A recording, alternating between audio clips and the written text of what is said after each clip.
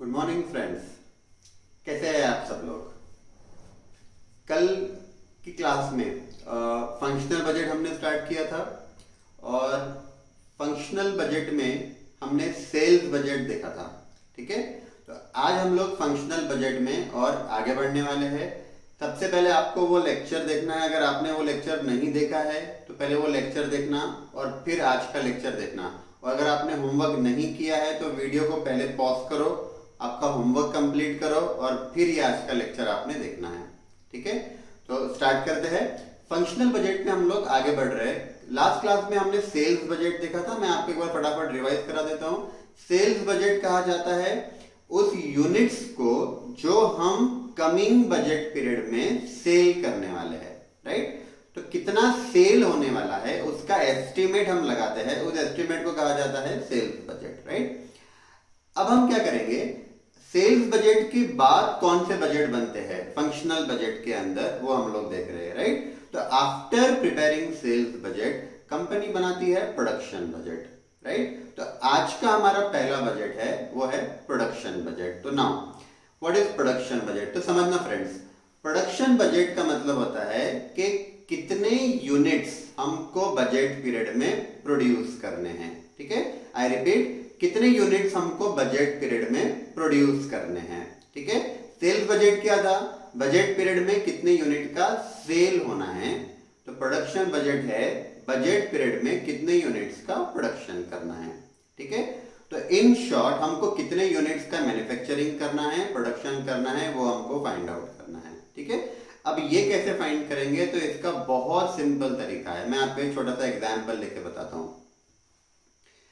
मान लो कि हमारा सेल्स बजट आया 10,000 यूनिट का। अपन मारुति कार का एग्जांपल लेते हैं। मान लो मारुति कार कंपनी का सेल्स बजट आया 10,000 कार का फॉर द बजट पीरियड 2021। ठीक है, अब मारुति कार कंपनी को ये फाइंड आउट करना है कि कितनी कार का प्रोडक्शन किया जाए। ठीक है, तो देखो, अगर 10,000 कार का सेल होना है तो सबसे पहले कंपनी ये देखेगी कि उसको ईयर एंड में, राइट, जब ईयर एंड खत्म हो जाएगा तो कितने कार का क्लोजिंग स्टॉक उसको मेंटेन करना है। ठीक है, कितने कार का क्लोजिंग स्टॉक मेंटेन करना है। मान लो कंपनी को 1000 कार का क्लोजिंग स्टॉक मेंटेन करना है, तो आप थोड़ा सा दिमाग लगाओ। 10,000 कार अगर बेचना है तो उतना तो बनाना पड़ेगा। मतलब हमको 10,000 कार बेचनी है तो उतना तो बनाना पड़ेगा, प्रोडक्शन करना ही पड़ेगा। राइट, प्लस मुझे 1000 कार ईयर एंड पे मेंटेन करना है, क्लोजिंग स्टॉक मेंटेन करना है। राइट, तो आपको 10,000 तो आप बेच देंगे, बेचने के बाद आपको 1,000 का क्लोजिंग स्टॉक भी मेंटेन करना है। क्लोजिंग स्टॉक क्यों मेंटेन करना है, तो हो सकता है कि कमिंग ईयर में हमको ऑर्डर्स मिल जाए। तो इनिशियली अप्रैल मई में जब हमारा ईयर स्टार्ट होगा तो इनिशियली हमको सेल करने के लिए कुछ ना कुछ प्रोडक्ट तो हमारे हाथ में होना चाहिए कि नहीं। राइट, तो इसीलिए हमको कुछ ना कुछ क्लोजिंग स्टॉक मेंटेन करना होता है। कुछ कंपनी कम क्लोजिंग स्टॉक मेंटेन करती है, कुछ कंपनी ज्यादा क्लोजिंग स्टॉक मेंटेन करती है। जो company just in time follow करते हैं वो लोग क्लोजिंग स्टॉक कम मेंटेन करते हैं। ठीक है, लेकिन कुछ ना कुछ तो मेंटेन करना जरूरी है। और स्टॉक आउट सिचुएशन न हो इसके लिए भी क्लोजिंग स्टॉक मेंटेन किया जाता है। ठीक है, तो मान लो कि 10,000 का मुझे सेल करना है और 1,000 कार मुझे क्लोजिंग स्टॉक में मेंटेन करना है, मतलब मुझे 11,000 कार तो बनाना पड़ेगा, है ना। 11 में क्यों बना रहा हूं, 11 में से 10,000 तो मैं सेल कर दूंगा, 1,000 का क्लोजिंग स्टॉक रखूंगा। राइट, तो देखो अभी तक अपना फॉर्मूला क्या हो गया, production budget is equal to sales budget, estimated sales budget plus closing stock. 10,000 unit का सेल प्लस 1,000 यूनिट का क्लोजिंग स्टॉक 11,000। अब थोड़ा सोचो, अगर आपके पास पहले से ओपनिंग स्टॉक रखा हुआ है 2,000 यूनिट का, मान लो आपके पास ओपनिंग स्टॉक रखा हुआ है 2,000 यूनिट का, आपकी रिक्वायरमेंट कितनी है 11,000 यूनिट की, पर ऑलरेडी मेरे पास 2,000 यूनिट का ओपनिंग स्टॉक रखा हुआ है beginning of the year. Right, तो मैं वो 2,000 कम बनाऊंगा ना, है ना, तो मैं सिर्फ 9,000 यूनिट ही बनाऊंगा। 9,000 कैसा, 10,000 मुझे सेल करना है, 1,000 मुझे क्लोजिंग स्टॉक रखना है ईयर एंड पे। मतलब मेरी रिक्वायरमेंट है 11,000 यूनिट की, ऑलरेडी मेरे पास 2,000 यूनिट का ओपनिंग स्टॉक रखा हुआ है, ठीक है। मान लो कि आपने अगर वो 11,000 पूरे बना दिए तो आपके पास 2,000 तो पहले से रखे हुए हैं, 11 और 2 13,000 हो जाएगा आपके पास, आपकी रिक्वायरमेंट ही नहीं है 13,000 की, ठीक है। तो हम क्या करेंगे, सिंपल सा फॉर्मूला बताता हूं वो यूज करेंगे। Production budget is equal to sales budget plus closing stock of finish good, उसमें क्लोजिंग स्टॉक ऐड कर लो और जो ओपनिंग स्टॉक आपके पास रखा हुआ है उसको लेस कर लो, ठीक है। तो स्क्रीन पे देखना, मैं फॉर्मूला बता रहा हूं। Production budget is equal to estimated sales plus closing stock of finish good, जितना मेंटेन करना है उतना ऐड कर लो, minus opening stock of finish good, ठीक है। मैं सिंपल सा एग्जांपल ले रहा हूं, देखना। मान लो हमारा एस्टिमेटेड सेल्स है 10,000 कार्स का या 10,000 यूनिट्स का, प्लस मान लो हमको 1,000 यूनिट्स और मेंटेन करना है क्लोजिंग स्टॉक ईयर एंड पे, यानी हमारी रिक्वायरमेंट हो गई 11,000 की। इसमें से मान लो कि आपके पास पहले से 2,000 कार आपके वेयरहाउस में रखी है, ऑलरेडी रखी है, तो आपकी रिक्वायरमेंट 11,000 की है, 2,000 मेरे पास पहले से स्टॉक रखा हुआ है, वो लेस कर लो। इसका मतलब आपको नया प्रोडक्शन करंट ईयर में कितना करना पड़ेगा, राइट। तो 11 माइनस 2 कर लो तो आपको 9,000 कार्स का नया प्रोडक्शन करना पड़ेगा, ठीक है। तो ये हमारा प्रोडक्शन बजट का फॉर्मूला है। फिर से बताता हूं, ध्यान से देखना। Estimated sales plus closing stock of finish good minus opening stock of finish good, ठीक है। आगे बढ़ते हैं, हमारा नेक्स्ट बजट है। अभी देखना, सेल्स बजट पहले बनाया, सेल्स बजट पे डिपेंडेंट है प्रोडक्शन बजट। हाँ, ये उल्टा नहीं हो सकता, पहले प्रोडक्शन फिर सेल नहीं हो सकता। पहले सेल बजट बनाया, उस पर से हमको मालूम पड़ा प्रोडक्शन कितना करना है, ठीक है। अब प्रोडक्शन बजट के बाद हम बनाते हैं रॉ मटेरियल का कंजम्पशन बजट। ध्यान से सुनना, रॉ मटेरियल का consumption budget, right. Raw material consumption budget क्या होता है? अब मान लो कि अपना अगर ये एग्जांपल में कंटिन्यू करो, मुझे 9,000 यूनिट्स, आप बोर्ड पे देखना, स्क्रीन पे देखना, मुझे 9,000 यूनिट्स का प्रोडक्शन करना है, राइट। अब वो 9,000 यूनिट्स को प्रोड्यूस करने के लिए रॉ मटेरियल लगेगा, है ना।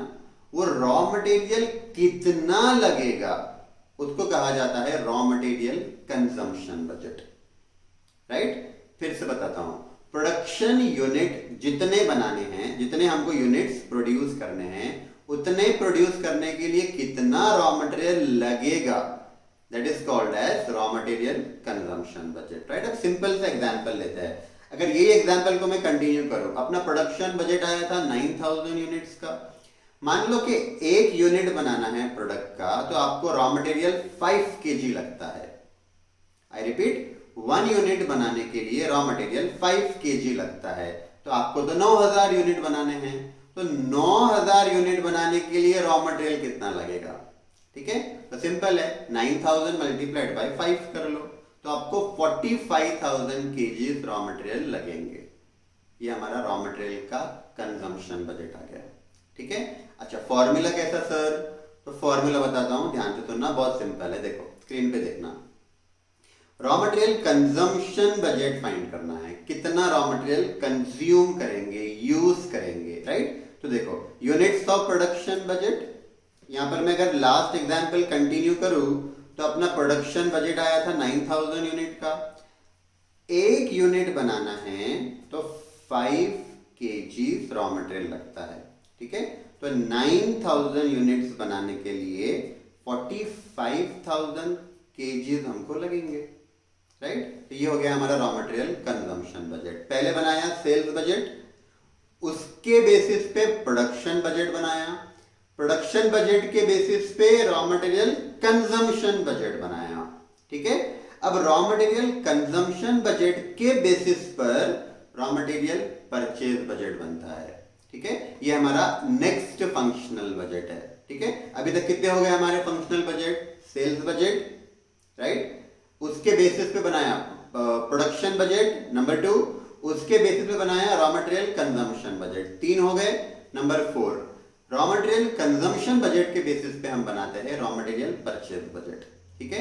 अब रॉ मटेरियल परचेज बजट यानी क्या, तो कितना रॉ मटेरियल खरीदना है, आई रिपीट, कितना रॉ मटेरियल हमको परचेज करना है उसको हम बोलते हैं रॉ मटेरियल परचेज बजट, ठीक है। तो कंजम्पशन बजट में और परचेज बजट में क्या डिफरेंस है, तो बहुत सिंपल सा डिफरेंस है। कंजम्पशन बजट का मतलब होता है कितना रॉ मटेरियल प्रोडक्शन करने के लिए चाहिए, कितना लगेगा रॉ मटेरियल, और परचेज बजट का मतलब होता है कितना रॉ मटेरियल परचेज करना पड़ेगा, ठीक है। पर आपके माइंड में क्वेश्चन आ रहा होगा कि 45,000 केजी अगर रॉ मटेरियल लगने वाला है कंजम्पशन, तो उतना हम खरीद लेंगे, है ना। इसका मतलब जितना कंजम्पशन होने वाला है उतना हम परचेज भी कर लेंगे, तो नहीं, ऐसा नहीं होता। देखो, जितना कंजम्पशन होने वाला है रॉ मटेरियल का, मान लो 45,000 केजी, तो उतना हमको खरीदना तो पड़ेगा, राइट। उसके अलावा ईयर एंड पे कुछ रॉ मटेरियल आपको मेंटेन भी करना पड़ेगा। याद करो, हमने फिनिश गुड भी मेंटेन किया था प्रोडक्शन बजट के टाइम पर, तो परचेज बजट के टाइम पर रॉ मटेरियल का क्लोजिंग स्टॉक भी हमको मेंटेन करना पड़ेगा, राइट। तो देखो, आपका कंजम्पशन होने वाला है 45,000 केजी का, उतना तो मुझे खरीदना ही है, राइट। प्लस मान लो कुछ रॉ मटेरियल मुझे मेंटेन करना है ईयर एंड पे। फॉर एग्जाम्पल, आपको 5,000 केजी मेंटेन करना है ईयर एंड पे, राइट। तो 45,000 केजी का कंजम्पशन होने वाला है, प्लस 5,000 केजी मुझे मेंटेन करना है ईयर एंड पर। इसका मतलब फ्रेंड्स, मेरी रिक्वायरमेंट 50,000 केजी रॉ मटेरियल की है। कैसे 50,000, तो 45,000 तो कंजम्पशन हो जाएगा ना, यूज हो जाएगा। 5,000 केजी मुझे रखना है ईयर एंड पर, कंजम्पशन होने के बाद मेंटेन करना है। इट मींस मेरी रिक्वायरमेंट 50,000 केजी की है, तो फिर मैं 50,000 केजी परचेज करूं क्या? नहीं, आपको देखना है आपके वेयरहाउस में, गोडाउन में कितना ओपनिंग स्टॉक रॉ मटेरियल का रखा हुआ है पहले से। आपकी रिक्वायरमेंट 50,000 केजी की है, मान लो मैंने देखा मेरे वेयरहाउस में रॉ मटेरियल 10,000 केजी रखा हुआ है, तो मेरी रिक्वायरमेंट 50,000 केजी की है, 10,000 केजी पहले से रखा हुआ है, तो मैं उतना कम परचेज करूंगा ना, सिंपल। तो मैं परचेज कितना करूंगा? 40,000 केजी, राइट। तो अपना फॉर्मूला कैसे बनता है देखना, purchase budget is equal to raw material consumption budget plus closing stock of raw material minus opening stock of raw material, ठीक है। तो देखो, प्रोडक्शन बजट और परचेज बजट फॉर्मूला बहुत हद तक सेम है, लेकिन याद रखना प्रोडक्शन बजट में हम फिनिश गुड का प्रोडक्शन बजट फाइंड कर रहे हैं और परचेज बजट में रॉ मटेरियल का परचेज बजट फाइंड कर रहे हैं, ठीक है। तो स्क्रीन पे देखना, मैं फॉर्मूला बताता हूं एक बार वापस से। Raw material purchase budget is equal to consumption of raw material plus closing stock of raw material minus opening stock of raw material, right. अब जो मैंने एग्जांपल लिया था, मैं उसको आपको पुट करके दिखाता हूं। तो देखो, अपना कंजम्पशन आया था 45,000 KG, right, plus closing stock हमको मेंटेन करना है 5,000 केजीज, यानी हमारी रिक्वायरमेंट हो गई 50,000 केजीज की। इसमें से आप माइनस कर लो आपके पास पहले से कितना रॉ मटेरियल रखा हुआ है, राइट। तो 10,000 रखा हुआ है, मैं उतना कम परचेज करूंगा, ठीक है। तो इसका मतलब मुझे परचेज कितना करना पड़ेगा? 40,000 केजीज आपको परचेज करना पड़ेगा, ठीक है। तो हमारे 4 फंक्शनल बजट अभी तक हुए। एक बार देखना, सेल्स बजट पहले बनेंगे, उसके ऊपर डिपेंड करता है प्रोडक्शन बजट, ठीक है। प्रोडक्शन बजट बना लिया, प्रोडक्शन बजट पे डिपेंड करेगा raw material consumption budget, raw material consumption budget पे डिपेंड करेगा रॉ मटेरियल परचेज बजट, है ना। तो आप थोड़ा सा इमेजिन करो कि आपका अगर सेल्स बजट रॉन्ग हो गया तो प्रोडक्शन बजट रॉन्ग हो जाएगा, कंजम्पशन बजट रॉन्ग हो जाएगा, परचेज बजट भी रॉन्ग हो जाएगा, राइट। इसका मतलब सेल्स बजट आपको बहुत एक्यूरेटली बनाना है, ठीक है। मैं एक छोटा सा एग्जाम्पल बताता हूं, उसमें हम लोग प्रोडक्शन बजट फाइंड करेंगे, कंजम्पशन बजट फाइंड करेंगे एंड परचेज बजट फाइंड करेंगे, ठीक है। तो आप स्क्रीन पे देखना, इलस्ट्रेशन देखना। A company made a sales budget for coming year 2021। Company ने अपना सेल्स बजट बना लिया। कैसे बनाया होगा? एस्टिमेट करके। And estimated that sales of product Z, product का नाम Z है, will be 11,000 unit, right. Opening stock of product Z, अब कंपनी के पास 2,000 यूनिट पहले से रखे हुए हैं। याद रखना, जो आपके पास पहले से रखा हुआ है उतना आप कम प्रोडक्शन करेंगे, राइट। तो मेरे पास 2,000 यूनिट का ओपनिंग स्टॉक पहले से है। And the company wants to maintain closing stock of product Z at 1,000 unit. और कंपनी को क्लोजिंग स्टॉक मेंटेन कितना करना है? मतलब सेल होने के बाद 1,000 यूनिट और हमारे गोडाउन में होना चाहिए ईयर एंड पे, राइट। तो अपना फॉर्मूला देखना, बाकी क्वेश्चन हम लोग बाद में पढ़ेंगे। पहला देखो, प्रोडक्शन बजट हमको फाइंड करना है Z का फॉर द ईयर 2021, ठीक है। तो देखो formula, production budget for product Z, estimated sales लेंगे, उसमें closing stock of finish good plus करेंगे और opening stock of finish good minus करेंगे। मैं फिर से बता रहा हूं, मेरे साथ साथ रिपीट करो, ठीक है। Production budget is equal to estimated sales plus closing stock of finish good minus opening stock of finish good, ठीक है। तो देखो 11,000 यूनिट का सेल करना है, प्लस 1,000 का क्लोजिंग स्टॉक मेंटेन करना है, माइनस 2,000 यूनिट का ओपनिंग स्टॉक हमारे पास पहले से है। इसका मतलब कंपनी को प्रोडक्शन कितना करना है प्रोडक्ट Z का? 10,000 यूनिट का, राइट। अब खाली इमेजिन करो कि अगर वो सेल्स बजट नहीं होता 11,000 का, तो प्रोडक्शन भी हम लोग नहीं फाइंड कर सकते थे, है ना। चलो, अब प्रोडक्शन बजट पे डिपेंड करेगा कंजम्पशन बजट, राइट। तो क्वेश्चन आगे पढ़ेंगे। 1 unit of product Z requires 4 kg of raw material at ₹10 पर kg, राइट। यानी 1 यूनिट बनाना है प्रोडक्ट Z का, तो हमको 4 kg रॉ मटेरियल चाहिए और 1 kg रॉ मटेरियल का प्राइस, परचेज प्राइस 10 रुपए है, ठीक है।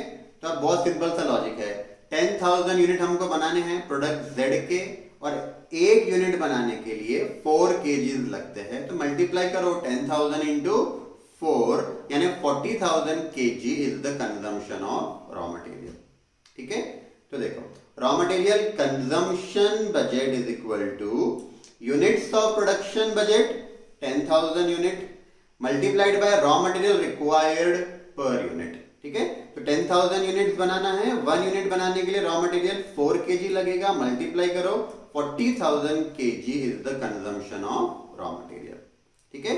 अब कंजम्पशन के बाद हम बनाएंगे रॉ मटेरियल परचेज। आपको सीक्वेंस याद रखना है, sales, production, consumption, purchase, sales, production, consumption, purchase, right. अब बनेगा परचेज बजट। तो अपना फॉर्मूला देख लो, raw material purchase budget is equal to consumption of raw material, जो हमने ऑलरेडी फाइंड करके रखा है, ठीक है, plus closing stock of raw material minus opening stock of raw material. तो देखो 40,000 का कंजम्पशन है, ये ले लेंगे हम लोग फॉर्मूले में, और क्वेश्चन में देखना ओपनिंग स्टॉक हमारे पास 2,000 kg है रॉ मटेरियल का, और क्लोजिंग स्टॉक हमको मेंटेन करना है 7,000 kg का, ठीक है। तो आ जाओ फॉर्मूले में, क्लोजिंग स्टॉक 7,000 ऐड कर लो, तो आपकी रिक्वायरमेंट है 47,000 kg की, पर आपके पास 2,000 kg पहले से रखे हैं गोडाउन में, तो उतना आप माइनस कर लो। यानी आपको नया रॉ मटेरियल परचेज कितना करना पड़ेगा? 45,000 kg परचेज करना पड़ेगा, ठीक है। अब क्वेश्चन अगर देखो, हमको प्रोडक्शन बजट फाइंड करना था Z का, वो आया 10,000 unit. Raw material consumption budget find करना था इन क्वांटिटी, राइट। तो 40,000 kg आया कंजम्पशन बजट, ये हमने क्वांटिटी में फाइंड किया। Third, raw material purchase budget हमको फाइंड करना है in quantity and value, right. तो सर हमको क्वांटिटी और वैल्यू दोनों में फाइंड आउट करना है। तो आंसर देखो, हमने 45,000 kg जो फाइंड आउट किया था परचेज बजट, वो क्वांटिटी है, अब उसकी वैल्यू बतानी है। तो अब क्वेश्चन में देखना, रॉ मटेरियल की 1 kg रॉ मटेरियल की प्राइस 10 रुपीज है, और हमको परचेज कितना करना है, 45,000 kg परचेज करना है। इसका वैल्यू फाइंड करना है, तो 1 kg का प्राइस 10 रुपए है, तो 10 रुपीज से मल्टीप्लाई करो। 45,000 kg परचेज करना है, 1 kg का प्राइस 10 है, यानी 4,50,000 rupees is the raw material purchase budget in value. ठीक है, तो आई होप आपको ये अच्छे से समझ में आ रहा होगा, राइट। अब हम कुछ प्रैक्टिकल क्वेश्चन देखने वाले हैं। क्वेश्चंस करने के बाद आपके कंसेप्ट और अच्छे से क्लियर हो जाएंगे। ठीक है, चलो स्टार्ट करते हैं कुछ प्रैक्टिकल क्वेश्चंस। तो चलो फ्रेंड्स स्टार्ट करते हैं, कुछ क्वेश्चंस देखते हैं। क्वेश्चन नंबर 3 देखना। The following are the estimated sales of a company for 8 months ending 30/11/2007। Question देखना। क्वेश्चन में हमको अप्रैल से नवंबर तक के एस्टिमेटेड सेल्स यूनिट्स में दिए हैं। ठीक है, यानी क्वेश्चन में मान लो कि सेल्स बजट आपको बनाकर दिया हुआ है। As a matter of policy the company maintains the closing balance of finish goods and raw material as follows. ठीक है, तो ध्यान से देखना। क्लोजिंग स्टॉक दिया है फिनिश गुड्स का 50% of the estimated sales for the next month, और रॉ मटेरियल का दिया है estimated consumption for the next month. Every unit of production requires 2 kg of raw material costing ₹5 per kg। Prepare production budget in units. अभी देख लेना क्या क्या बनाना है हमको। प्रिपेयर प्रोडक्शन बजट बनाना है यूनिट्स में, रॉ मटेरियल परचेज बजट चाहिए यूनिट्स और कॉस्ट, राइट, दोनों में, of the company for the half year ending 30 सितंबर 2007। ठीक है, तो हमको 30 सितंबर 2017 तक बजट बनाना है, राइट। अब ये मंथली बजट रहेगा और हमको 30 सितंबर तक बनाना है, राइट। तो क्वेश्चन ये आता है कि स्टार्ट कहां से करें। तो क्वेश्चन में देखना हाफ ईयर एंडिंग 30 सितंबर, मतलब 6 मंथ जहां सितंबर 30 को एंड हो रहे हैं वहां तक बजट बनाना है, राइट। तो हमको स्टार्ट करना पड़ेगा अप्रैल, मई, जून, जुलाई, अगस्त, सितंबर। अब देख लो अप्रैल से सितंबर 6 मंथ हमारे एंड हो रहे हैं, राइट। तो हमको अप्रैल से सितंबर का प्रोडक्शन बजट बनाना है और परचेज बजट बनाना है। ठीक है, याद रखना परचेज बजट बनाने के पहले कंजम्पशन बजट बनना चाहिए। आपको सीक्वेंस याद रखना है जो हमने अभी थ्योरी में देखा था। पहले सेल्स बजट बनता है, फिर प्रोडक्शन बजट बनता है, फिर कंजम्पशन बजट बनता है और फिर परचेज बजट बनता है। ठीक है, सेल्स प्रोडक्शन कंजम्पशन परचेज। तो क्वेश्चन में सेल्स बजट तो दिया हुआ है, इसके बेसिस पे हम प्रोडक्शन बजट बना लेंगे। उसके बाद हमको कंजम्पशन बजट दिखाना पड़ेगा और कंजम्पशन बजट के बेसिस पर परचेज बजट हम बनाएंगे, राइट।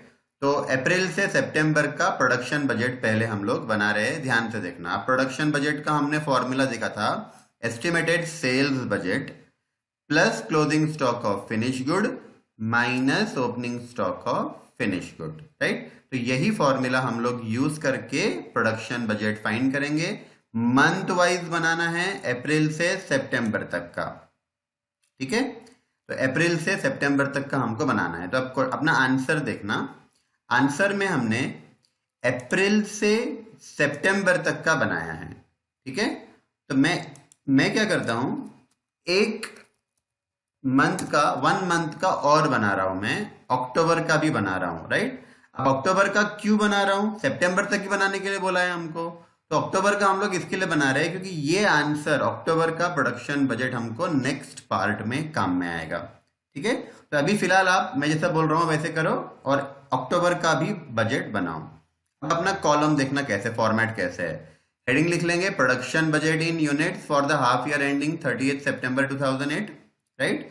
अब देखो मंथ, जो मंथ का बजट बनाना है प्रोडक्शन बजट, वो हम सारे मंथ यहां पर लिख लेंगे। और हमारा जो प्रोडक्शन बजट का फॉर्मूला है, देखो हमने वो फॉर्मूले के हिसाब से हमारे कॉलम बनाए हैं। ठीक है, तो फॉर्मूले में सेल्स बताना है, एस्टिमेटेड सेल्स याद रखना यूनिट्स में बताना है। ठीक है, तो सेल्स यूनिट्स, उसके बाद क्लोजिंग बैलेंस हम ऐड करेंगे। Closing stock, right, closing stock of finish good add करेंगे और opening stock of finish good less करेंगे। ठीक है, तो हमको प्रोडक्शन बजट मिल जाएगा। देखो हमने ब्रैकेट में फॉर्मूला भी लिखा है 2 + 3 - 4।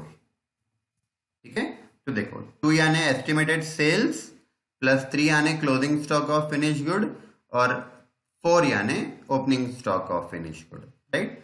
थोड़ा सा मैं इसको अच्छे से लिख लेता हूं, opening stock of F G यानी फिनिश गुड, राइट।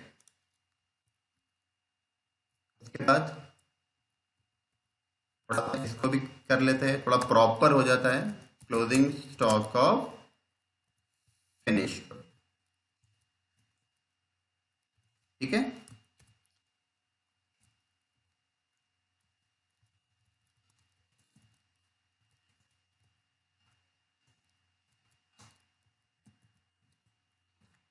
अब स्टार्ट करते हैं।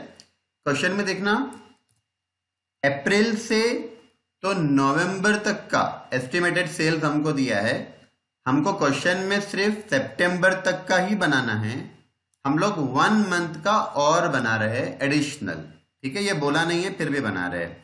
तो देखो अप्रैल से अक्टूबर तक का सेल्स यूनिट्स आप कॉपी कर लो, ये तो क्वेश्चन में दिया हुआ है, राइट। मैं अक्टूबर का भी कॉपी कर लेता हूं, अक्टूबर का है 14,000 यूनिट्स।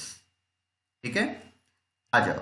अब इसमें हमको ऐड करना है closing stock of finish good as per the formula, है ना। अब closing stock of finish good कैसे लाएंगे, तो क्वेश्चन में देखना, फिनिश गुड्स क्लोजिंग स्टॉक के अंदर फिनिश गुड्स कितना बोला है, finish goods 50% of the estimated sales for the next month, 50% of the estimated sales for the next month.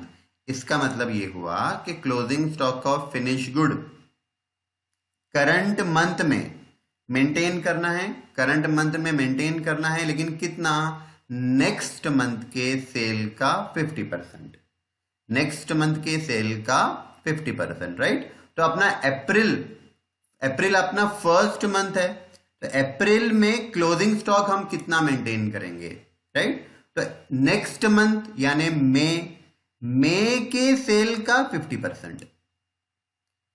मैं फिर से रिपीट कर रहा हूं, अप्रैल का क्लोजिंग स्टॉक मुझे दिखाना है। ठीक है, मैं कितना दिखाऊंगा, नेक्स्ट मंथ का सेल का 50%। तो अप्रैल से नेक्स्ट मंथ यानी मई का सेल्स 13,000 है, इसका 50%, राइट। फिर से देखना, closing stock of finish good 50% off estimated sales for the next month, right. तो अब ध्यान से देखना, अप्रैल में मई का सेल्स 13,000 है, 13,000 का आप 50% निकालो, 6,500 आ जाएगा। तो 6,500 हमारा क्लोजिंग स्टॉक हो गया, किस मंथ का, अप्रैल का, अप्रैल का, राइट। फिर मई का क्लोजिंग स्टॉक दिखाना है, तो मई का क्लोजिंग स्टॉक दिखाने के लिए नेक्स्ट मंथ के सेल का 50%, तो मई से नेक्स्ट मंथ यानी जून आ जाएगा, तो जून का 9,000 है सेल, 9,000 का आप 50% ले लो, 4,500 आ जाएगा। उसके बाद जून का क्लोजिंग स्टॉक दिखाना है, तो जुलाई के सेल का 50% ले लो, राइट। देखो जून का क्लोजिंग स्टॉक आ गया। उसके बाद जुलाई का क्लोजिंग स्टॉक दिखाना है, तो अगस्त के सेल का 50% ले लो, 10,000 का 50% लिया, 5,000। अगस्त का क्लोजिंग स्टॉक दिखाना है, तो सितंबर के सेल का 50% ले लो, 12,000 का 50% लिया, 6,000।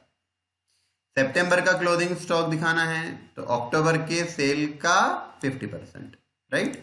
तो देखो 7,000 दिखाया। फिर अक्टूबर का क्लोजिंग स्टॉक दिखाना है, तो नवंबर के सेल का 50% लेना पड़ेगा, राइट। तो देखो क्वेश्चन में देखो नवंबर का सेल दिया है, नवंबर का सेल 12,000 है, इसका 50%, तो 6,000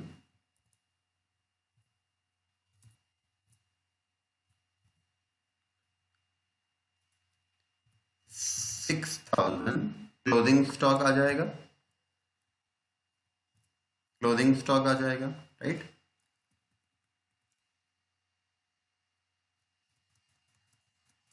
हो गया।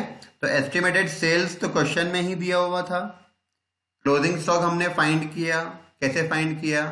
50% ऑफ नेक्स्ट मंथ सेल लेकर। ठीक है, चल अब हमको opening stock of finish good less करना है, राइट। अब ये तो क्वेश्चन में दिया नहीं है, तो देखो बहुत सिंपल तरीका है। अप्रैल का जो क्लोजिंग स्टॉक होगा वो मई का ओपनिंग स्टॉक बन जाएगा। याद करो, प्रीवियस ईयर का क्लोजिंग स्टॉक करंट ईयर का ओपनिंग स्टॉक बनता है। सिमिलरली प्रीवियस मंथ का क्लोजिंग स्टॉक नेक्स्ट मंथ का ओपनिंग स्टॉक बनता है। तो अप्रैल का जो क्लोजिंग स्टॉक था, अप्रैल के 30 तारीख के दिन जो क्लोजिंग स्टॉक होगा वो मई के फर्स्ट डे का ओपनिंग स्टॉक बन जाएगा ना। तो 6500 अप्रैल का क्लोजिंग स्टॉक है, तो ये बन गया मई का ओपनिंग स्टॉक। ठीक है, अच्छा मई का 4500 था क्लोजिंग स्टॉक, तो वो जून का ओपनिंग स्टॉक बन जाएगा। फिर जून का क्लोजिंग स्टॉक 4000, वो जुलाई का ओपनिंग स्टॉक बन जाएगा। जुलाई का क्लोजिंग स्टॉक 5000, अगस्त का ओपनिंग स्टॉक बन जाएगा। अगस्त का क्लोजिंग स्टॉक सितंबर का ओपनिंग स्टॉक। सितंबर का 7000 क्लोजिंग स्टॉक है, तो ये अक्टूबर का ओपनिंग स्टॉक बन जाएगा, राइट। तो देखो 6500 6500, राइट। इसको मैं एक काम करता हूं,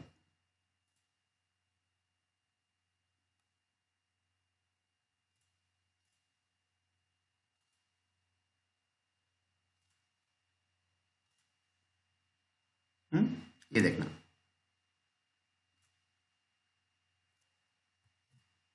राइट। तो अप्रैल का क्लोजिंग मई का ओपनिंग बन गया।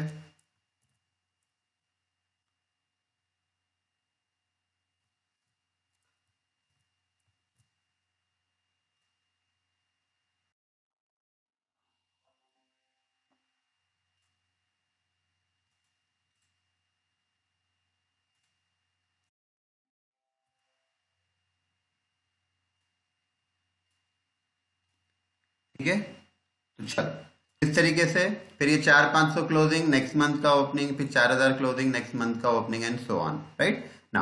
अब क्वेश्चन ये आता है कि हमने जो ओपनिंग स्टॉक फाइंड करना स्टार्ट किया वो तो मई से किया ना।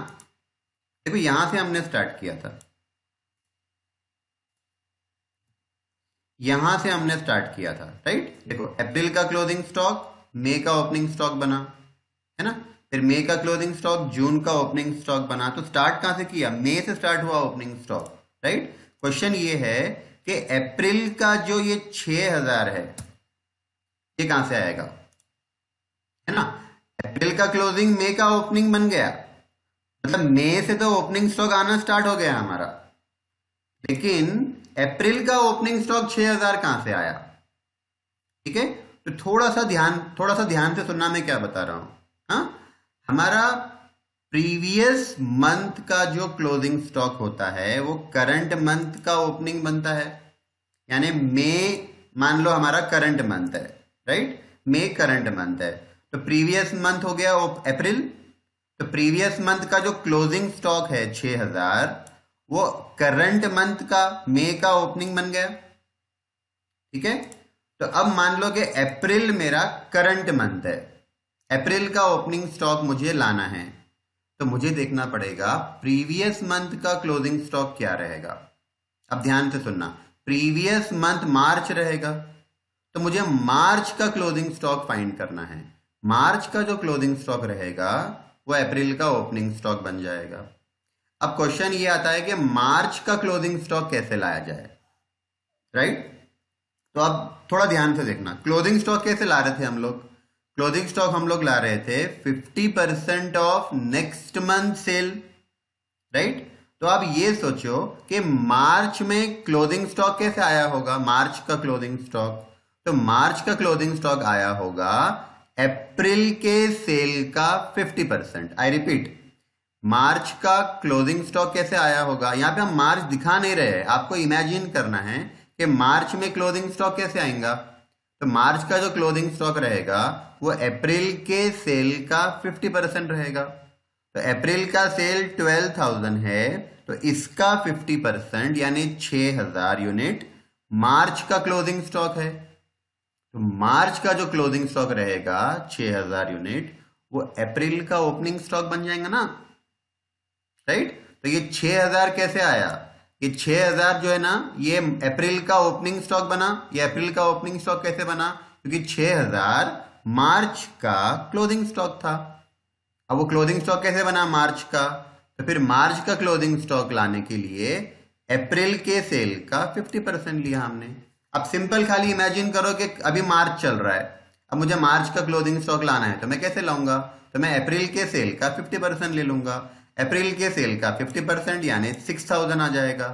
अब मार्च का क्लोजिंग स्टॉक 6,000, तो अप्रैल का ओपनिंग स्टॉक 6,000। ठीक है, अब हो गया, सिंपल है यहां से। अब 12,000 प्लस 6,500 माइनस 6,000, तो 12,500 is the production budget for the month of April. ठीक है, फिर 13,000 प्लस 4,500 माइनस 6,500 करो तो 11,000 आ जाएगा, है ना।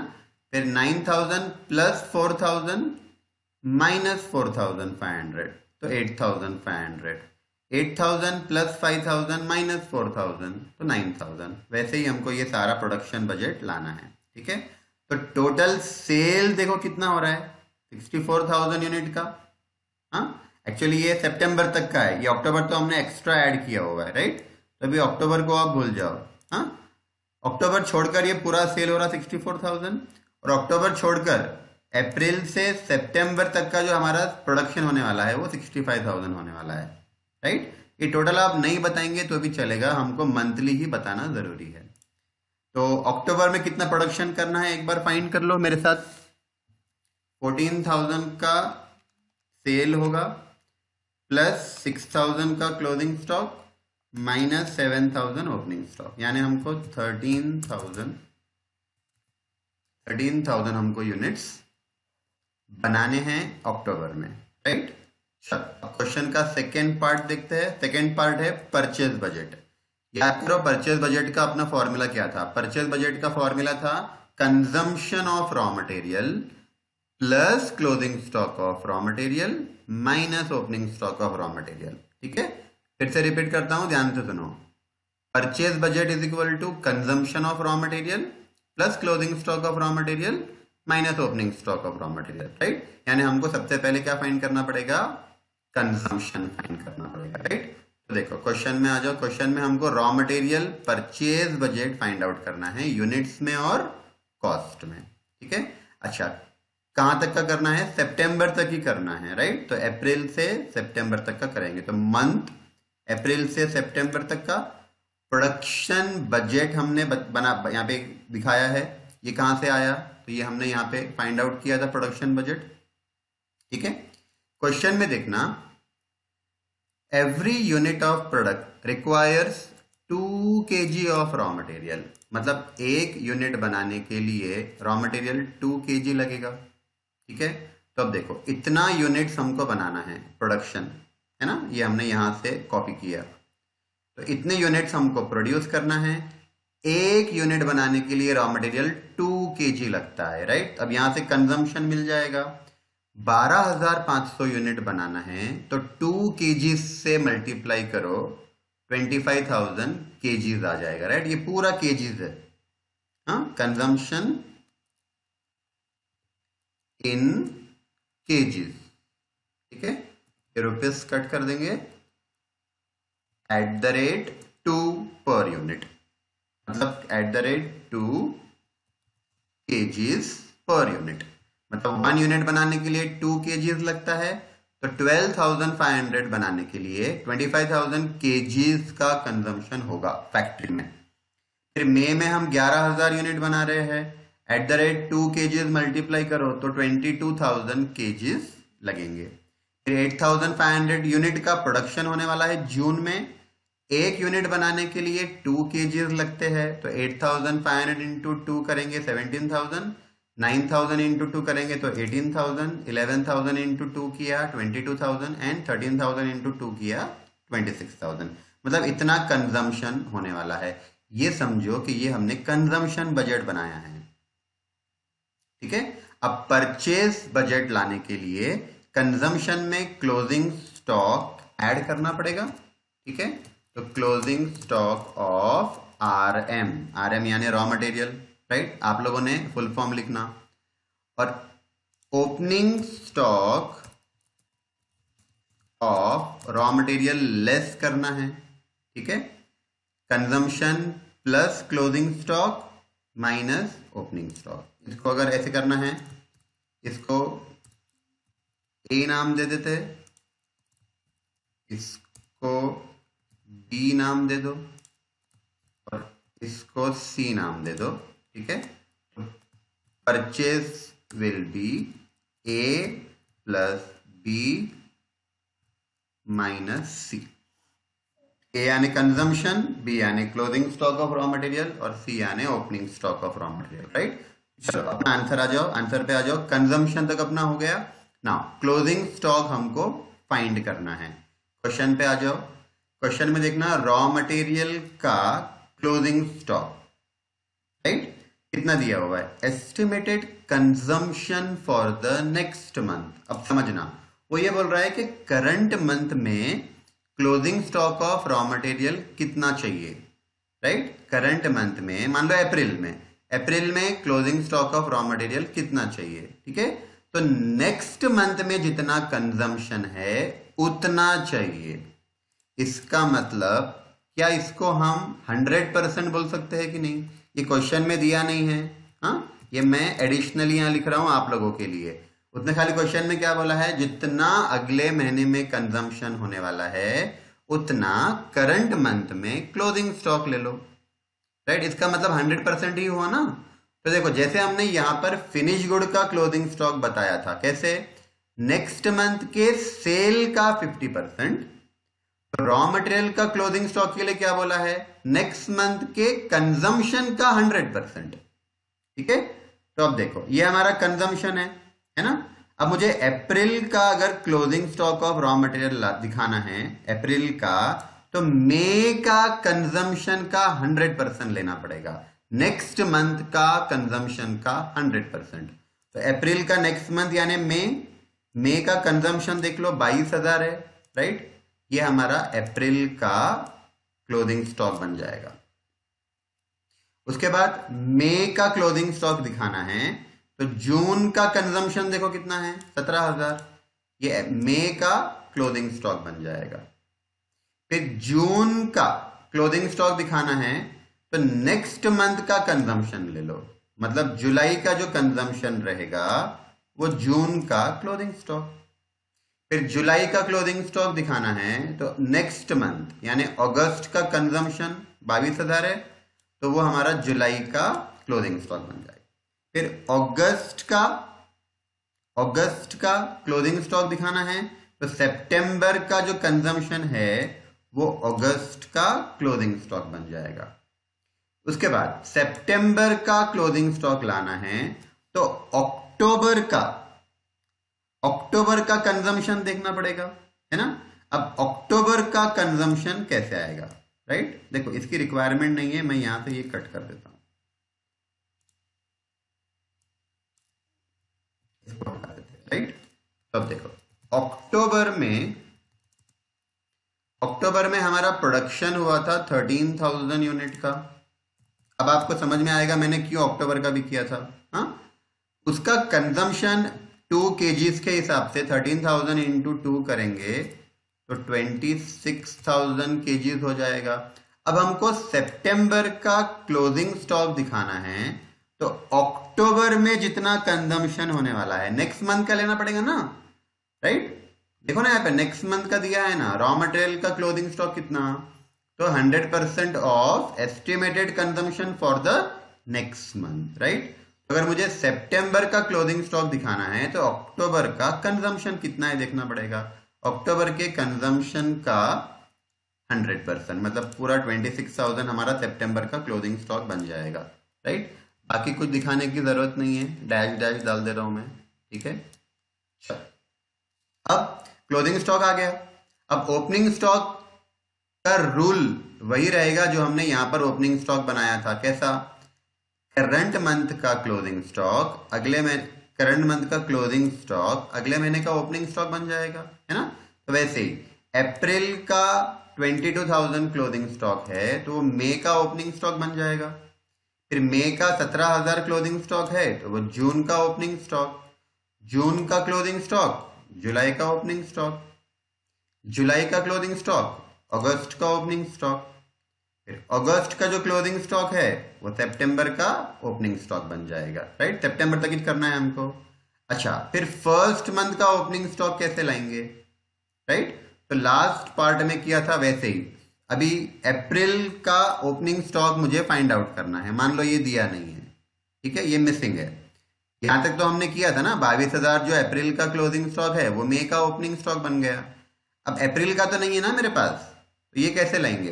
तो अप्रैल का जो ओपनिंग स्टॉक रहेगा वो मार्च का क्लोजिंग स्टॉक, उल्टा जाओ अब यहां से, अप्रैल का ओपनिंग स्टॉक फाइंड करना है तो ये मार्च का क्लोजिंग स्टॉक रहेगा। इसका मतलब भैया मेरे को मार्च का क्लोजिंग स्टॉक फाइंड करना है। मार्च का क्लोजिंग स्टॉक आ गया तो अप्रैल का ओपनिंग स्टॉक भी आ जाएगा। मार्च का क्लोजिंग स्टॉक में कैसे लाऊंगा? राइट, तो क्वेश्चन में जो रूल बोला है वो फॉलो करो। क्वेश्चन में क्या बोला है? क्लोजिंग स्टॉक लाना है तो अगले महीने का कंजम्पशन देखो। तो मुझे मार्च का क्लोजिंग स्टॉक फाइंड करना है तो अप्रैल का कंजम्पशन देखना पड़ेगा। अप्रैल का कंजम्पशन 25,000 केजी है। राइट, तो अप्रैल का जो कंजम्पशन है ये मार्च का क्लोजिंग स्टॉक बनेगा 25,000, और मार्च का जो क्लोजिंग स्टॉक है वही अप्रैल का ओपनिंग स्टॉक बन जाएगा। ठीक है, चलो अब कंजम्पशन में क्लोजिंग स्टॉक ऐड करो, ओपनिंग स्टॉक लेस करो, हमको परचेज मिल गया, लेकिन परचेज केजीज में मिला, क्वांटिटी में मिला। क्वेश्चन में हमको बोला हुआ है कि रॉ मटेरियल परचेज बजट आप यूनिट्स में भी दिखाओ, कॉस्ट भी दिखाओ। तो देखो यहां तक हमने यूनिट्स में दिखा दिया, यूनिट्स मतलब केजीज में दिखा दिया। अब इसकी अमाउंट फाइंड करनी है ना, तो क्वेश्चन में देखो 1 केजी का प्राइस 5 रुपए है, तो 5 रुपीज से मल्टीप्लाई कर लेंगे। 22,000 केजीज हमको परचेज करना है, 1 केजी 5 रुपीज से परचेज करना है, तो 1,10,000 is the amount in rupees. फिर 17,000 केजी परचेज करना है, 5 रुपीज से परचेज करना है, तो 85,000। 18,000 केजी परचेज करेंगे जून में, 5 रुपीज से परचेज करेंगे मतलब 90,000 रुपीज। वैसे ही हमको ये सबको 5 से मल्टीप्लाई करना है, परचेज बजट अमाउंट में मिल जाएगा। ठीक है, राइट, आई होप आपको ये अच्छे से समझ में आया होगा, है ना। तो नेक्स्ट क्वेश्चन पे जाते हैं। क्वेश्चन नंबर 4 देखते हैं। X Limited has prepared the following sales budget for the first 5 months of 2011। ठीक है, जैसे लास्ट क्वेश्चन में देखो हमको अप्रैल से नवंबर तक का दिया था सेल्स बजट, है ना। इस क्वेश्चन में हमको जनवरी से मई का दिया हुआ है। ठीक है, सेल्स बजट है हमारे पास। Inventory of finish goods at the end of every month is to be equal to 25% of sales estimate for the next month. ठीक है, अब क्लोजिंग स्टॉक के बारे में बोल रहा है, closing stock of finish good. वो बोल रहा है नेक्स्ट मंथ के सेल का 25% लेना। यानी मुझे जनवरी का अगर मुझे क्लोजिंग स्टॉक फाइंड करना है तो फेब्रुवरी के सेल का 25% लेना पड़ेगा। फेब्रुवरी का क्लोजिंग स्टॉक लाना है तो मार्च के सेल का 25%, मार्च का क्लोजिंग स्टॉक लाना है तो अप्रैल के सेल का 25%। राइट, पिछले क्वेश्चन के जैसा ही है, खाली पिछले क्वेश्चन में 50% था। देखो यहां पर closing stock of finish good 50% of the estimated sales for the next month. ठीक है, यहां पर 25% है, बाकी सब सेम है। उसके बाद देखना ऑन 1 जनवरी 2011, मतलब जनवरी का पहला दिन, यानी जनवरी के ओपनिंग स्टॉक की बात हो रही है। On 1 January there were 2,700 units of product on hand. ठीक है, वो क्या बोल रहा है, जनवरी के पहले दिन ओपनिंग स्टॉक था 2700 यूनिट्स का, यानी क्वेश्चन में आप समझो जनवरी का ओपनिंग स्टॉक हमको दिया हुआ है। पिछले क्वेश्चन में हमारे पास फर्स्ट मंथ का ओपनिंग स्टॉक नहीं था, मैं आपको याद दिला देता हूँ। अप्रैल का ओपनिंग स्टॉक हमारे पास नहीं था ये, ठीक है। हमने कैसे फाइंड किया था?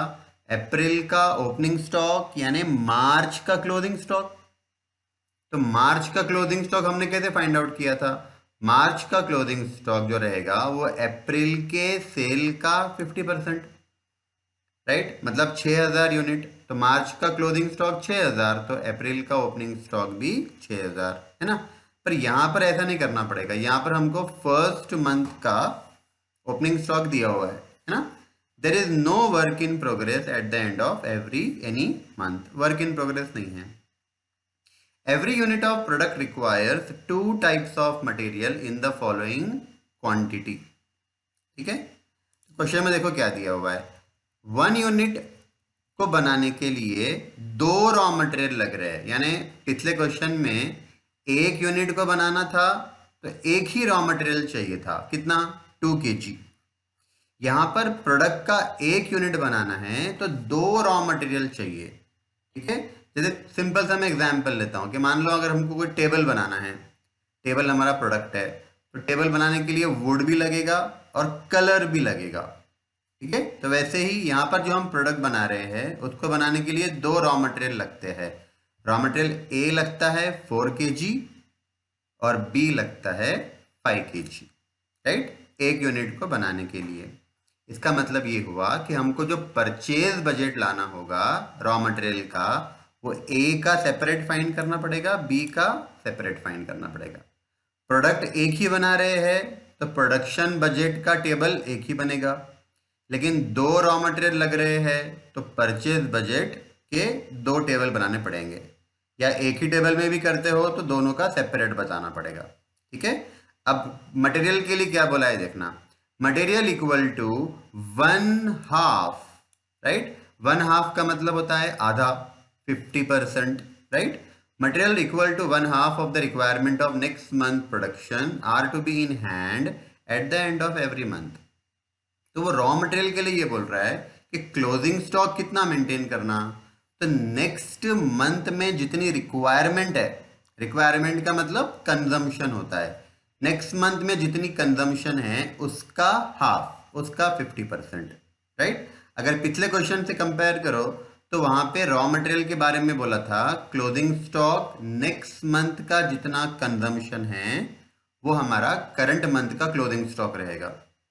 यहां पर बोला है नेक्स्ट मंथ में जितना कंजम्पशन है उसका 50% लेना है, मतलब पिछले क्वेश्चन में 100% ऑफ नेक्स्ट मंथ कंजम्पशन था, इस क्वेश्चन में 50% ऑफ नेक्स्ट मंथ कंजम्पशन है, ठीक है। तो इतना चेंजेस है, और पिछले क्वेश्चन में एक ही मटेरियल था, यहाँ पे 2 मटेरियल। आगे देखो, this requirement was also met on 1 January 2011, ठीक है। आगे देखना, required prepare the following budget for the quarter ending 31 March 2011। Production budget बनाना है क्वांटिटेटिव, यानी क्वांटिटी में बनाना है। मटेरियल परचेज बजट बनाना है, वो भी क्वांटिटेटिव। देखो पिछले क्वेश्चन में हमने परचेज बजट फाइंड आउट किया था और रेट से, प्राइस से मल्टीप्लाई करके कॉस्ट भी दिखाया था मटेरियल का, है ना। अब इस क्वेश्चन में हमारे पास रेट नहीं है तो हम कॉस्ट भी फाइंड नहीं कर सकते, तो हमको सिर्फ यहां तक कुछ करना है, कितनी क्वांटिटी परचेज करना है, ठीक है। तो स्टार्ट करते हैं। प्रोडक्शन बजट का अपना फॉर्मूला याद करो, production budget is equal to estimated sales units में, हाँ, plus closing stock of finish good units में, minus opening stock of finish good units में। याद रखो ये पूरा वर्किंग यूनिट्स में करना है, क्वांटिटी में, ठीक है। तो देखो जनवरी, फरवरी, मार्च। अब यहाँ पे क्वेश्चन में देख लेना, prepare the following budget for the quarter ending 31 March 2011 बोला है। क्वार्टर एंडिंग 31 मार्च मतलब 31 मार्च के दिन हमारे 3 महीने, क्वार्टर मतलब 3 महीने होता है, 31 मार्च को जहां हमारे 3 महीने खत्म हो रहे हैं वहां तक का बजट बनाना है। इसका मतलब जनवरी, फरवरी और मार्च का बनाना है, राइट। आपको ध्यान में होगा मैंने पिछले क्वेश्चन में पिछले क्वेश्चन में हमको सितंबर तक ही करना था, पर मैंने एक महीने का एक्स्ट्रा किया था, याद है? अक्टूबर का भी हमने किया था, एक महीने का एक्स्ट्रा क्यों किया था, याद है अक्टूबर का? क्योंकि हमको सितंबर का क्लोजिंग स्टॉक लाना था, तो अक्टूबर के कंजम्पशन का 100% था, है ना?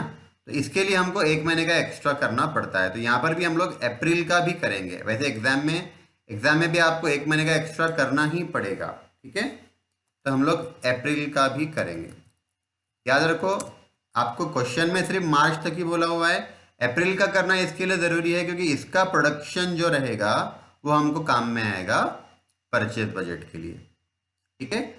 तो देखो, सेल्स यूनिट्स में क्वेश्चन में दिया हुआ है, जनवरी फरवरी मार्च कॉपी कर लो, अप्रैल का भी मैं कॉपी कर लेता हूं, 10,400 यूनिट्स। फिर हमको क्लोजिंग स्टॉक इसमें ऐड करना है, ठीक है? क्लोजिंग स्टॉक कितना ऐड करना है? तो 25% off next month sales, next month के सेल का 25%, ठीक है? देखो, स्टेटमेंट पिछले क्वेश्चन में हमने ऐसे वर्टिकल किया था, हाँ? यहाँ पे हम लोग ऐसा हॉरिजॉन्टली कर रहे हैं, तो कंफ्यूज नहीं होना। आपको वर्टिकली करना है तो आप वर्टिकली भी कर सकते हो। हमने एस्टिमेटेड सेल्स बता दिया।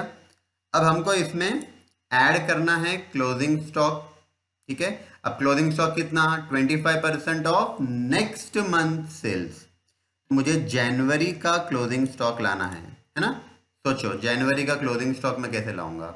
जनवरी का क्लोजिंग स्टॉक लाने के लिए फरवरी का सेल का 25% लेना है। तो फरवरी का सेल देखो अपना 15,600 है, 15,600 का 25% निकालो, ये आता है 3,900, ठीक है? अब फरवरी का क्लोजिंग स्टॉक लाना है, तो मार्च के सेल्स का 25%, 12,200 का 25% ले लो, 3050। मार्च का क्लोजिंग स्टॉक लाना है तो अप्रैल के सेल्स का 25%, ये आ गया 2,600। फिर अप्रैल का क्लोजिंग स्टॉक लाना है तो मई के सेल्स का 25%। क्वेश्चन में देखो, मई का सेल्स दिया हुआ है 9,800, 9,800 का 25%, 9,800 का 25% करेंगे तो 2,450 आएगा, 2,450 यूनिट्स। ये आ गया क्लोजिंग स्टॉक, ठीक है? अब ये हमको प्लस करना है, प्लस करना है ये क्लोजिंग स्टॉक। अब ओपनिंग स्टॉक फाइंड करना है। याद करो, हमने लास्ट क्वेश्चन में ओपनिंग स्टॉक कैसे लाया था? पिछले महीने का क्लोजिंग स्टॉक इस मंथ का ओपनिंग स्टॉक होता है, करंट मंथ का, राइट? देखो, जनवरी का अभी ना यहाँ ये टोटल किया हुआ है, मेरे को लगता नहीं इसकी जरूरत है, तो ये कॉलम में डिलीट कर देता हूँ, आप लोग भी मत करना, ये दो डिलीट कर देते हैं, ठीक है? चल, अब ओपनिंग स्टॉक हमको लेस करना है। तो जनवरी का ओपनिंग स्टॉक देखना, क्वेश्चन में ही दिया हुआ है, एक बार क्वेश्चन देखो आप लोग, जनवरी का क्वेश्चन में ही दिया है। देखो, on 1st January there were 2,700 units of product on hand। जनवरी के पहले दिन मतलब ओपनिंग स्टॉक हो गया। अब फरवरी का ओपनिंग स्टॉक कैसे आएगा? तो जनवरी का क्लोजिंग, फरवरी का ओपनिंग, फिर फरवरी का जो क्लोजिंग था ये बन जाएगा मार्च का ओपनिंग, फिर जो मार्च का क्लोजिंग था 2600 वो बन जाएगा अप्रैल का ओपनिंग, ठीक है? राइट? समझ में आ रहा है? चलो, अब फॉर्मूला यूज करो, estimated sales plus closing stock of finish good minus opening stock of finish good, right? 10,800 में 3,900 प्लस करो, 2,700 माइनस करो, 12,000 यूनिट आ गया, राइट? तो ये 12,000 यूनिट को हम बोलेंगे प्रोडक्शन बजट, ठीक है? 15,600 प्लस 3050 करो माइनस 3,900 करो 14,750, यहाँ पे 11,750, ठीक है। और अप्रैल में 10,400 प्लस 2,450 माइनस 2,600, मतलब 10,250 यूनिट्स हमको बनाने पड़ेंगे, प्रोड्यूस करने पड़ेंगे अप्रैल में, ठीक है। ये प्रोडक्ट का हमने प्रोडक्शन बजट फाइंड आउट किया। अब हमको रॉ मटेरियल परचेज बजट लाना है। रॉ मटेरियल परचेज बजट लाने के लिए दोनों रॉ मटेरियल का सेपरेट करना पड़ेगा, ठीक है। तो दो रॉ मटेरियल लग रहे हैं, पहले हम लोग रॉ मटेरियल ए का कर रहे हैं, राइट। परचेज बजट का फॉर्मूला याद करो, consumption of raw material plus closing stock of raw material minus opening stock of raw material, ठीक है। और ये हमको यूनिट्स में करना है, मतलब केजीज में करना है, राइट। तो देखो, और 3 महीने कैच करना है ना, तो जनवरी, फरवरी, मार्च, ठीक है। तो मैं अप्रैल का भी यहाँ पे दिखा रहा हूँ, ठीक है। वैसे अप्रैल के तुमको मार्क्स नहीं मिलने वाले हैं, क्योंकि एग्जाम में खाली मार्च तक ही करने के लिए बोला है क्वेश्चन में। अप्रैल का हम लोग एडिशनली कर रहे हैं, क्योंकि वो मार्च के क्लोजिंग स्टॉक लाने में हमको हेल्प करेगा, ठीक है। तो देखो, प्रोडक्शन जो हमने यहाँ पर किया था वो हम पहले कॉपी कर रहे हैं, 10,250 यूनिट्स। अब क्वेश्चन में देखना, मटेरियल ए 4 kg रिक्वायर्ड है, ठीक है। तो देखो 12,000 यूनिट बनाना है, एक यूनिट बनाने के लिए 4 kg रिक्वायर्ड है। 12,000 इंटू 4 किया तो 48,000 kg, ये पूरा kgs है, ठीक है। 14,750 इंटू 4 करेंगे तो 59,000, ये kgs है। 11,750 इंटू 4 करो तो 47,000। वैसे ही 10,250 मल्टीप्लाइड बाय 4 करेंगे तो 41,000 kgs, ये हमारा कंजम्पशन हो गया, राइट। इसको आप रिक्वायरमेंट बोल सकते हो, कंजम्पशन बोल सकते हो, कंजम्पशन बजट बोल सकते हो। उसके बाद हमको इसमें ऐड करना है क्लोजिंग स्टॉक ऑफ, लिखो मेरे साथ साथ, closing stock of raw material, right. मैं शॉर्ट फॉर्म में लिख रहा हूं RM, आप लोगों को पूरा फुल फॉर्म लिखना है। इसको मैं प्लस कर लेता हूं और इसको माइनस, चलो ठीक है। अब add closing stock of raw material करना है, तो क्वेश्चन में देखना, मैं जरा साइन डाल दूं प्लस की, और ये कॉलम की नीड नहीं है, हाँ, मैं इसको डिलीट कर देता हूं। रो प्लस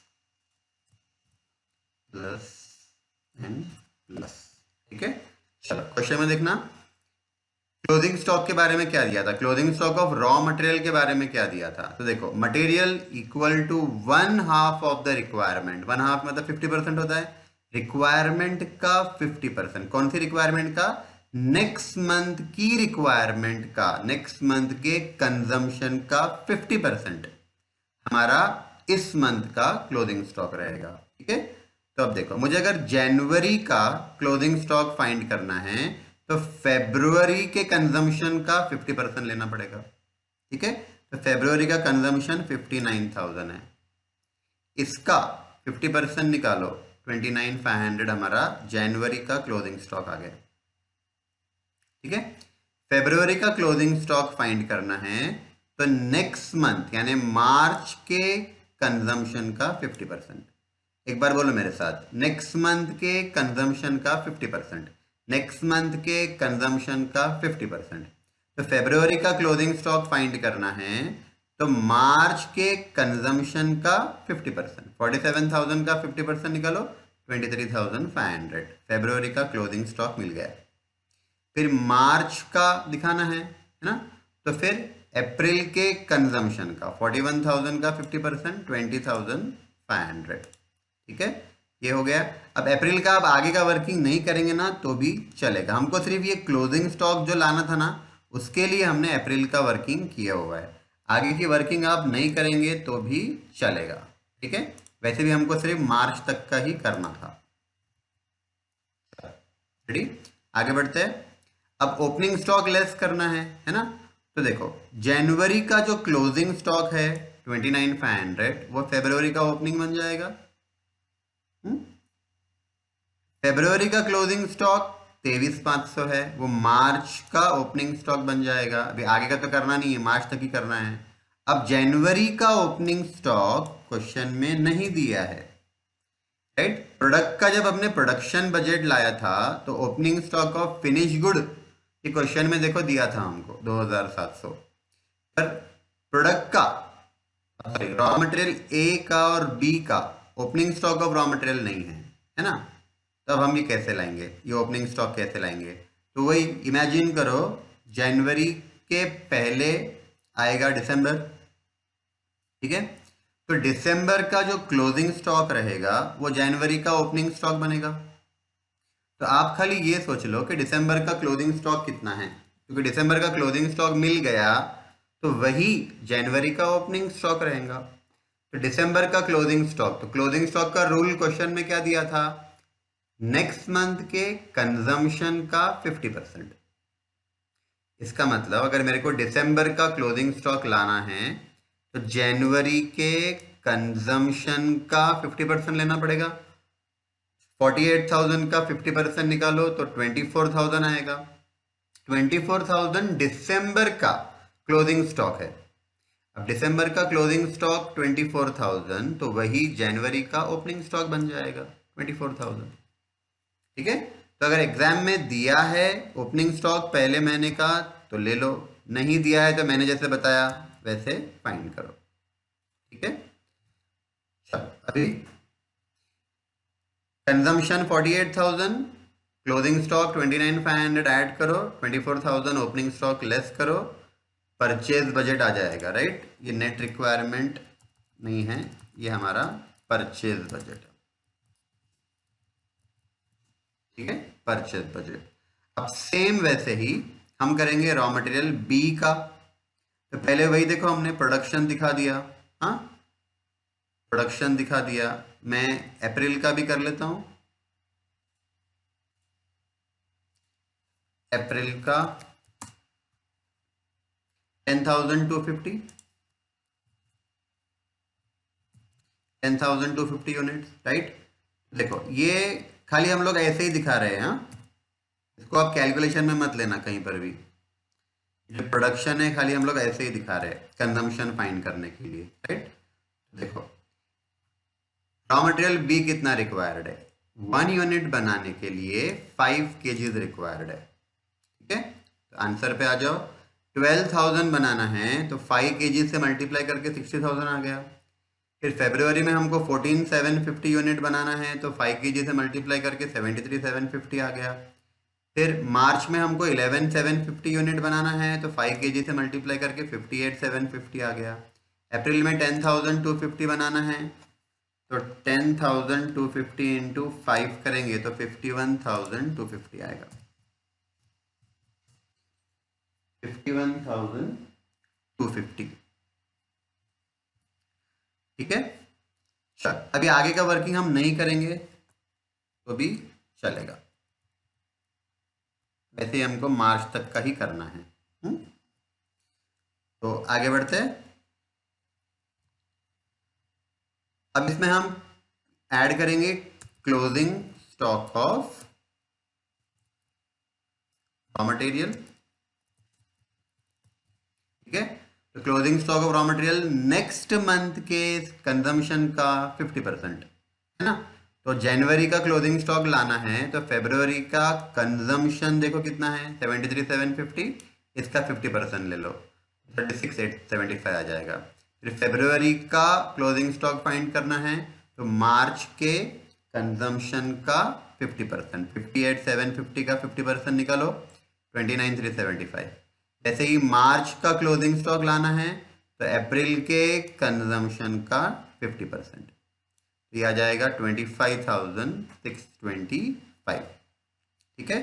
अब 36,875 जनवरी का क्लोजिंग स्टॉक था, ये लाइन में कट कर दूं, ठीक है। और मैं यहां पर साइन डाल देता हूं प्लस की,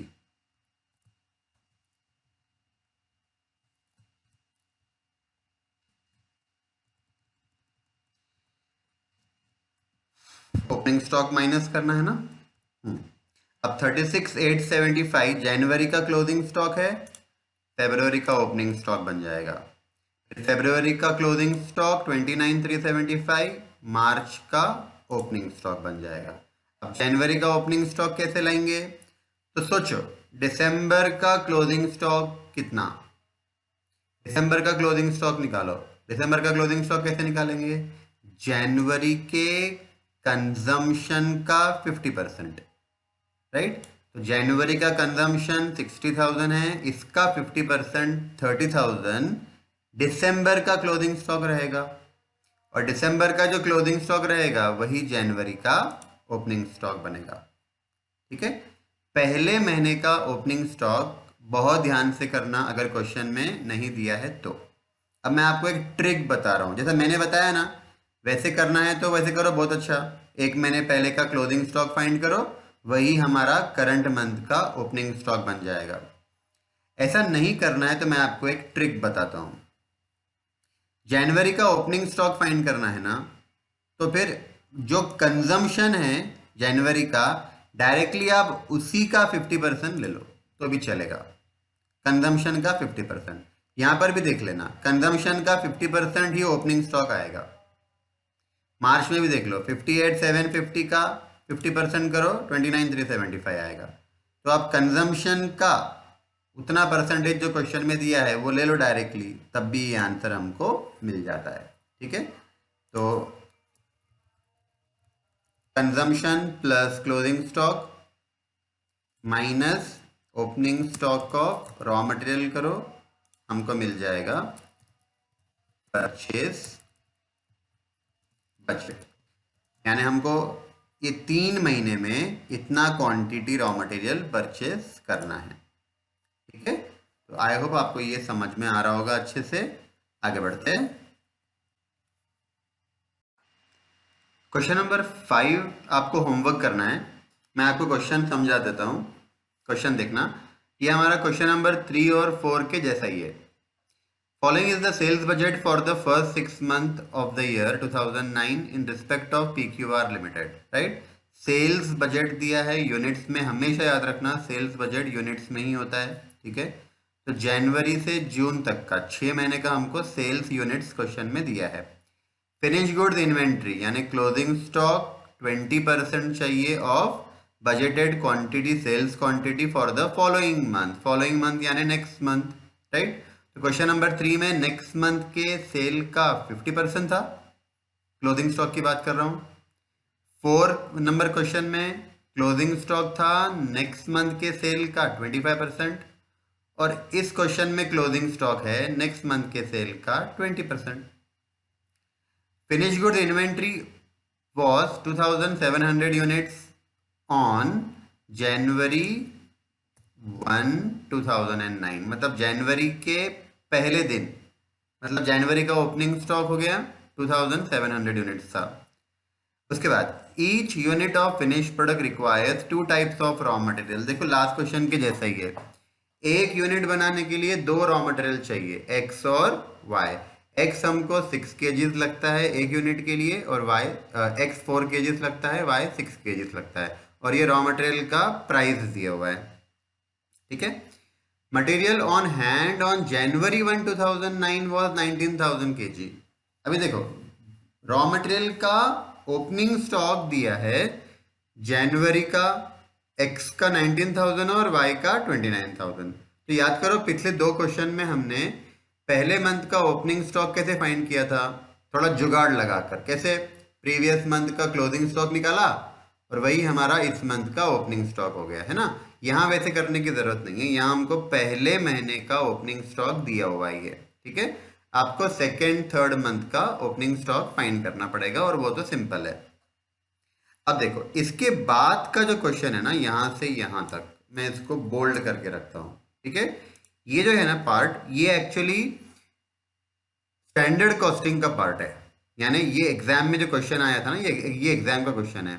ये एग्जाम में जो क्वेश्चन आया था ना, इसमें 2 पार्ट्स थे, यहां से यहां तक बजट था, राइट, और यहां से यहां तक स्टैंडर्ड कॉस्टिंग था। तो क्योंकि अपना अभी स्टैंडर्ड कॉस्टिंग हुआ नहीं है, तो ये आप मत करना, आपको सिर्फ यहाँ तक ही करना है। आप ये समझो कि आपका क्वेश्चन सिर्फ यहाँ तक ही है, ठीक है। आपको monthly production quantity budget find करना है फॉर द Q1। Q1 यानी जनवरी, फरवरी और मार्च, इतना करना है, ठीक है। एक्चुअली ये कैलेंडर ईयर की बात कर रहा है, तो जनवरी, फरवरी और मार्च। पर याद करो हमने ना एक महीने का एक्स्ट्रा किया हुआ है सारे क्वेश्चन में, तो आप मार्च तक का नहीं करना, अप्रैल तक का करना, ठीक है। उसके बाद देखो monthly raw material consumption quantity budget, हाँ तो ये अलग से करना। फिर मटेरियल परचेज क्वांटिटी बजट करना, मटेरियल कंजम्पशन बजट एक्स का अलग करना पड़ेगा, वाई का अलग करना पड़ेगा, और परचेज बजट भी एक्स का अलग करना पड़ेगा, वाई का अलग करना पड़ेगा, ठीक है।